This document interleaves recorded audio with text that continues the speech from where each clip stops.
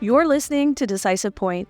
The views and opinions expressed in this podcast are those of the podcast guests and are not necessarily those of the Department of the Army, the U.S. Army War College, or any other agency of the U.S. government.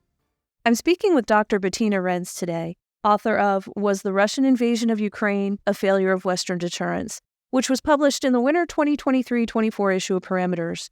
Renz is a professor of international security at the University of Nottingham's School of Politics and International Relations. Welcome to Decisive Point, Dr. Renz. Thank you very much for the invitation. What did Western deterrence look like for the first 2 decades after the fall of the Soviet Union? So with the fall of the Soviet Union, of course, what occurred at the time was also the end of superpower competition between East and West. Initially, the perception both in the West and in Russia was that the Cold War threat perceptions and deterrence were a thing of the past. And also the assumption at the time that a war between East and West was no longer on the cards. So specifically for the West, and when it came to deterrence, that meant rethinking defense and military priorities.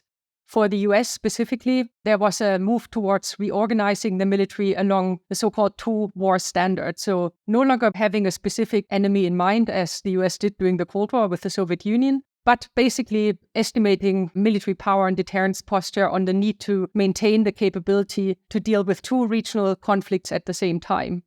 When it came to priorities of what kind of wars or conflicts were likely in the 90s and 2000s, the focus was initially on peacekeeping, also then increasingly humanitarian interventions and later counterinsurgency warfare. So these small war-type scenarios became the center of the priorities at the time.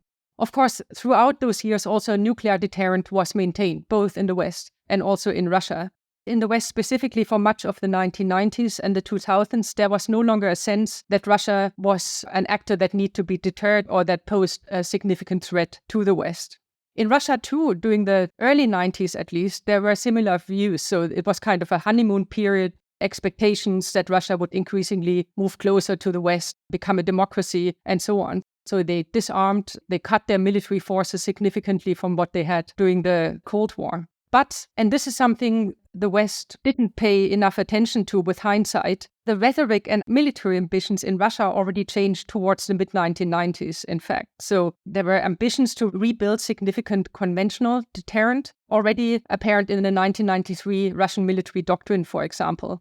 And especially it is widely acknowledged that the 1999 Operation Allied Force by NATO led to a lot of criticism in Russia of US and Western uses of military power, of humanitarian interventions, increasing worry in Russia amongst the leadership about a US monopoly on the use of force that in the view of the Russians constrained their own freedom of action, and increasingly a perceived fear in the Kremlin of Western intrusions into what Russia claimed and continues to claim is its sphere of interest in the former Soviet region. So the West did not, during the 90s and the 2000s, take much note of these developments because this was in Russian rhetoric, but it was not accompanied really by actions in foreign policy behavior in Russia. When Putin came to the presidency in 2000, he immediately prioritized military developments and the Russian armed forces from 2000 onwards. And a serious reform program then started in 2008. And also what became apparent an increasingly assertive behavior, for example, the war against Georgia in 2008. Yet little attention was still paid in the West to Russian changing military ambitions that were no longer how the expectation was in the early 1990s, right up until 2014, because there was largely the perception that Russia basically was no longer a serious global actor, that Russia had lost the Cold War and that deterrence was no longer relevant in that sense. How did Russia's annexation of Crimea change the West's defense posture? Now, because not much attention had been paid to the Russian military developments there during the first few years of 2000, the annexation of Crimea came as a surprise to many in the West. And although, of course, very little military force was used in this operation, it was clear that Russia managed to achieve its objectives quite quickly and also clearly demonstrated the Kremlin's preparedness to use military force to achieve various foreign policy objectives.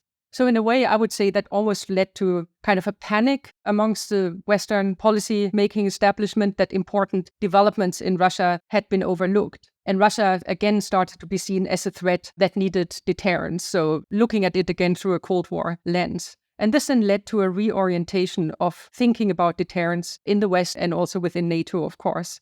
So there was a need, or the perceived need, for clear adjustments to the West and NATO's defensive and deterrence posture, discussions of the need for European NATO members especially to increase their defense spending, and also moves towards reinforcing NATO's own posture on its eastern flank in the Baltic states and Central and Eastern Europe. There was a revival of large-scale NATO exercises and also scenario planning then for potential Russian incursions into NATO territory. Again, a revival of the understanding that conventional warfighting capabilities actually were important vis-à-vis Russia and also for the West. So this was the major focus of the West's defensive posture between 2014 and 2022, in my view. Does the Russian invasion of Ukraine indicate a failure of Western deterrence? The answer to this question is not as straightforward as it might seem. So since the West and NATO's efforts had focused mostly on deterring Russian threats towards the West and towards NATO territory, deterrence, of course, did not fail in this respect, because this is not something that has happened. When it comes to the invasion of Ukraine specifically, also it's clear that the West did not pursue a deliberate strategy to deter this specific eventuality. Because strengthening the West's own deterrence posture vis-à-vis Russia is, of course, not the same as deterring specifically the invasion of Ukraine. In fact, the involvement of NATO or US military personnel in a potential war between Russia and Ukraine was always explicitly ruled out, repeatedly.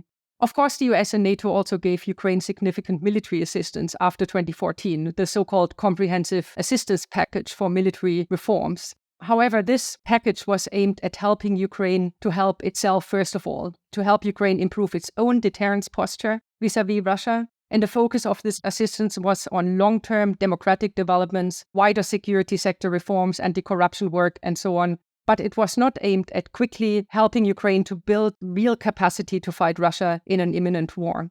There were very little specific deterrent threats made to Russia by the West about what would happen in the case of an invasion of Ukraine. So there was talk of sanctions, and then later, much later, when the invasion was almost inevitable, beginning of 2022, there were threats that this would lead to the West arming Ukraine, but this was too little and too late. None of these threats at this point created in the Kremlin's mind the view or the understanding that the costs of an invasion of Ukraine imposed by the West would be unacceptable.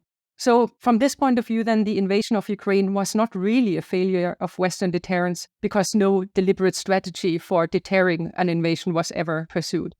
What conclusions and implications can we take from Russia's invasion of Ukraine?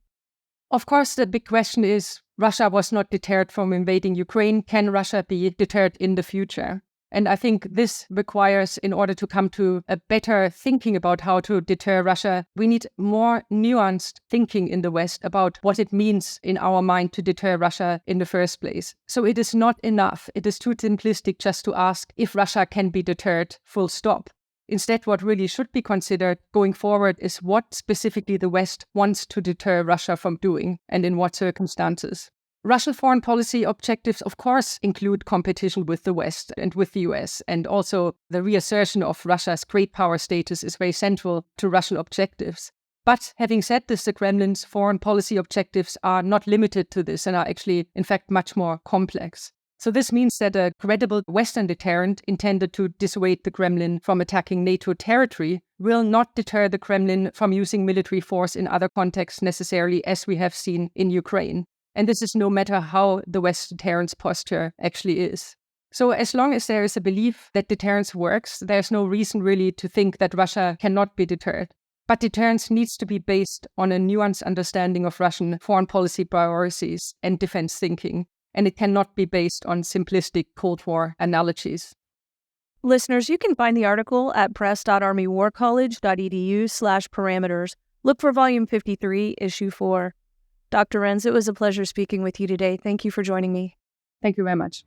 If you enjoyed this episode of Decisive Point and would like to hear more, you can find us on any major podcast platform.